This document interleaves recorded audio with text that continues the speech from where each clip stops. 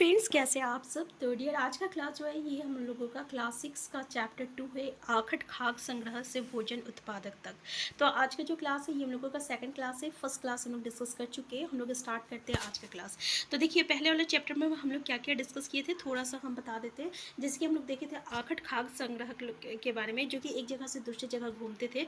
क्यों घूमते थे क्वेश्चन पूछा जाता है। तो वो जो है जानवर के पीछे चले जाते थे, या फिर कभी कभी एक ही जगह रहते रहते जो है वहाँ का जो भी फल पौधे रहते थे वो ख़त्म हो जाता था।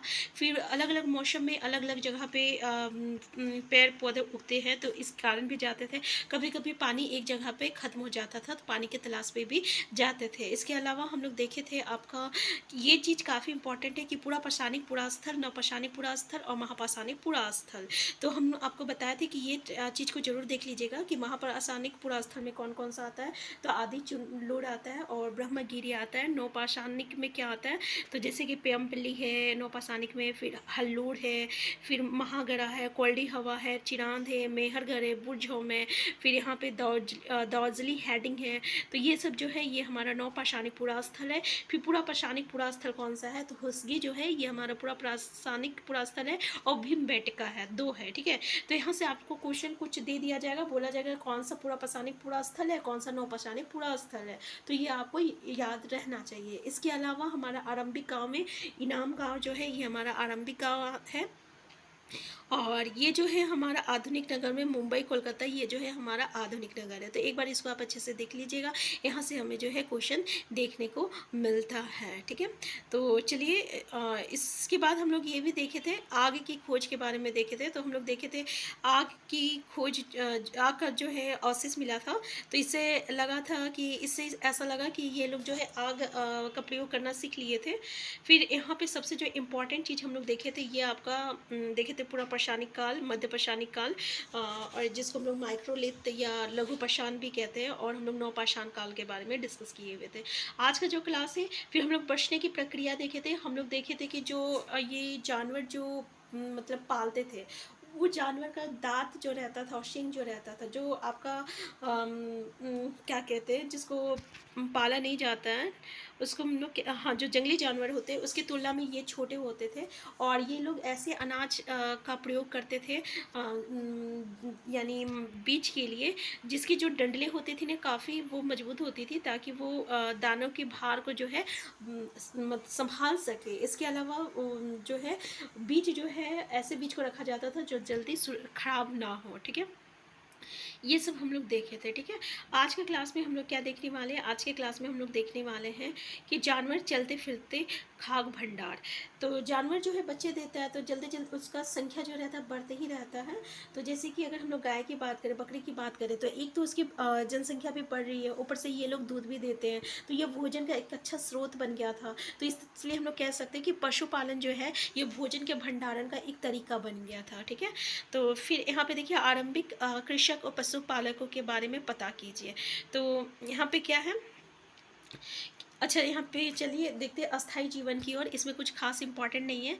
जैसे कि यहाँ पे दिया हुआ है कि कृषक और पशुपालक की बस्तियाँ थी और थी या नहीं, इससे जांचने के लिए वैज्ञानिक खुदाई में मिले पौधे और पशुओं की हड्डियों के नमूने का अध्ययन करते हैं। इनमें से सबसे रोचक जले हुए अनाज के दानों के औसत से ऐसा लगता है कि ये गलती से या फिर जानबूझकर जलाए गए होंगे। ठीक है, तो अस्थाई जीवन की ओर में क्या है, अस्थाई जीवन की ओर में मतलब है कि पुरातत्वविद, पुरातत्वविद किसको कहते हैं, क्वेश्चन आता है।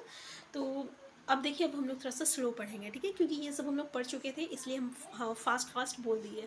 तो पुरातत्वविद क्वेश्चन आता है तो याद रखिएगा, जो लोग अतीत का जो वस्तु होता है ना उसकी जो अध्ययन करते हैं उसको हम लोग पुरातत्वविद कहते हैं। इतिहासकार लोग जो रहता है ना ये लिखित सामग्री का भी इस्तेमाल करते हैं, यानी लिखित चीज़ों का भी इस्तेमाल करते हैं अतीत के बारे में जानने के लिए। पुरातत्वविद क्या करेगा, जो आपका अतीत की जो वस्तु होता है उसका अध्ययन करता है। दोनों में डिफरेंसेस हैं, तो याद रखिएगा। यहाँ से क्वेश्चन आता है, एक क्वेश्चन यहाँ से आता है कि देखिए यहाँ पे बुर्ज के बारे में। बुर्ज कहाँ है, पहले तो ये याद रखिएगा ये कश्मीर में है।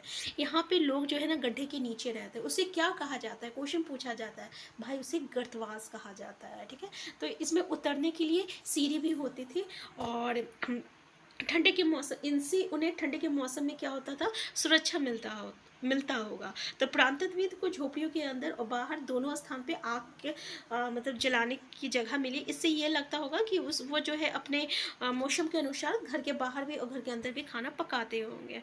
ठीक है, यहाँ पे देखिए क्या है, बहुत सारी जगह से पत्थर के औजार भी मिले हैं और इनमें से कई ऐसे हैं जो पूरा प्रशासनिक उपकरणों से भिन्न है और इसलिए क्या कहा गया, इसको नवपाषाण युग कहा गया है। तो इनमें से वो औजार भी है जिनकी धार और अधिक पैना करने के लिए पॉलिश चढ़ाई जाती थी।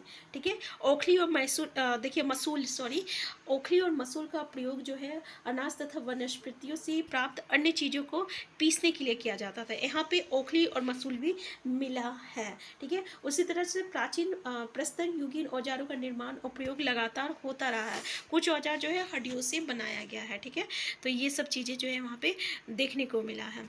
नवपाषाण युग के पुरा स्थल जो रहता है, पुरा स्थलों में से कई जो है प्रकार के हमें मिट्टी के बर्तन भी मिले हैं और ये जो मिट्टी के बर्तन पे अलंकार किया हुआ था, अलंकार मतलब कि उस पर जो डिज़ाइनिंग किया हुआ है उसको अलंकार बोला जाता था। ठीक है, बोला जाता है। तो बर्तनों का उपयोग जो है किस लिए किया जाता होगा, या तो चीज़ों को संभाल के रखने के लिए किया जाता होगा। ठीक है, खाना बनाने के लिए किया जाता होगा। तो चावल हो गया, गेहूँ, दलहन और तथा अन्य चीज़ें जो है जब आहार का महत्वपूर्ण हिस्सा बन गया तो अब लोग जो है इससे जो है स्टोर करके रखने भी लगे ताकि इसे फिर से उगा के फिर से इससे आवश्यक पौधे जो है उगाया जा सकता है। ठीक है, यहाँ पे देखिए सूक्ष्म निरीक्षण, यहाँ पे सबसे इम्पॉर्टेंट जो पॉइंट आता है हमारा मेहरगढ़ आता है। ठीक है, मेहरगढ़ से हमें क्वेश्चन देखने को मिलता है कि ये ईरान जाने वाले सबसे महत्वपूर्ण रास्ता बोलन दरे के पास एक हरा भरा समतल स्थान है। कहाँ है, तो बोलन दरे के पास हरा भरा एक समतल स्थान है मेहरगढ़। और मेहरगढ़ जो है वो स्थान है जहाँ स्त्री पुरुष ने इस इलाके में सबसे पहले क्या उगाया था, तो जो उगाया था गेहूँ उगाया था और भेड़ बकरी पालना सीखा था। देखिए यहाँ पे विभिन्न प्रकार के जानवरों की हड्डियां मिली हैं। इनमें हिरन तथा सुअर और जैसे जंगली जानवर तथा भेड़ और बकरियों की हड्डियां मिली हैं। मेहरगढ़ में क्वेश्चन देखिए यहाँ से आता है कि मेहरगढ़ में इसके अलावा तो चौकार तथा आयातकार घरों के अवशेष मिले हैं। पूछा जाता है मेहरगढ़ में कैसी घरों के अवशेष मिले हैं। ठीक है, चाहे स्टेटमेंट बेस्ड क्वेश्चन में यहाँ पे आपका दिया हुआ रहेगा। तो यह चौकोर है और आयातकार है। तो प्रत्येक घर में कितना रूम है याद रखिएगा कि 4 या उससे ज़्यादा कमरे भी है। ठीक है, हो सके कि कुछ जो है भंडारण जैसे हम लोग स्टोर रूम रहता है ना, तो स्टोर रूम का भी प्रयोग होता था। तो मृत्यु के बाद देखिए यहाँ पे है कि जो मृतक होते हैं ना उनके साथ सम्मान जताने के लिए उनकी जो भी आवश्यक चीज़ होती थी ना उसको कब्र में उसके साथ जो है दफना दिया जाता था मेहरगढ़ में। तो मेहरगढ़ में ऐसी बहुत सारी कब्रें भी मिली हैं। तो एक कब्र में एक मृतक के साथ एक बकरी को भी दफनाया गया था और इसे परलोक में मृतक के खाने के लिए रखा गया था। ठीक है, तो यहाँ पे ये चीज़ जो है हमें देखने को मिला जो कि काफ़ी मतलब कि तो यहाँ से हमें जो है क्वेश्चन देखने को मिलता है मेहरगढ़ से। तो मेहरगढ़ से क्या क्या क्वेश्चन आते हैं ये चीज़ हम लोग डिस्कस कर चुके हैं। ठीक है, देखिए थोड़ा सा इसको देख लेते हैं कि ये अन्यत क्या है। तो फ्रांस में गुफा में की गई चित्रकारी। अपने एटलस में फ्रांस टूडू, ये चित्र फ्रांस की एक गुफा है और इस पुरा स्थल की खोज लगभग 100 साल पहले 4 स्कूली छात्रों ने की थी। इस तरह के चित्र लगभग 20,000 साल पहले से लेकर 10,000 साल पहले के बीच बनाए गए होंगे। इनमें कई जानवरों के चित्र हैं। इनमें जंगली घोड़े, गाय, भैंस, गेंडा और बारहसिंगा और सूरों और गहरे चमकीले रंगों से चित्रित किया गया है। इन रंगों को लो एस्क और चारकोल जैसे खनिज पदार्थों से बनाया जाता था और ये संभव है कि इन चित्रों को उत्सव के अवसर पर बनाया जाता था या फिर इनसे शिकारियों द्वारा शिकार पर निकलने से पहले कुछ अनुष्ठानों के लिए बनाया गया होगा। मतलब किसके लिए बनाया गया होगा, या तो पर्व या त्यौहार में बनाया गया होगा या जब शिकारी जो है शिकार करने के लिए जाते थे तब बनाया गया होगा। ठीक है, किसका इस्तेमाल किया करते थे, तो लो एस्क और चारकोल का मतलब के रंगों का जो है इस्तेमाल यहाँ पे किया जाता था। ठीक है, तो ये चीज़ हम लोग डिस्कस कर चुके हैं। अच्छा, ये जो है हम लोग नेक्स्ट क्लास में डिस्कस किए हुए थे लेकिन यहाँ से हमें क्वेश्चन देखने को मिलता है इसलिए हम बस थोड़ा सा आपको बता दे रहे हैं। ठीक है, तो क्या है ये चीज़। तो अगर पूछ लिया जाए, हमें यहाँ पे स्टेटमेंट बेस्ड क्वेश्चन आता है कि पूरा पाषाण काल जो होता है ये 20 लाख साल पहले से 12,000 साल पहले के दौरान माना जाता है, ठीक है। और इसको 3 भागों में विभाजित किया गया, आरंभिक, मध्य और उत्तर, ठीक है। और एक सबसे इम्पॉर्टेंट, हमारे जो 99% जो भी कहानी होती है, ठीक है, वो इसी काल में घटित देखने को मिला है, ठीक है।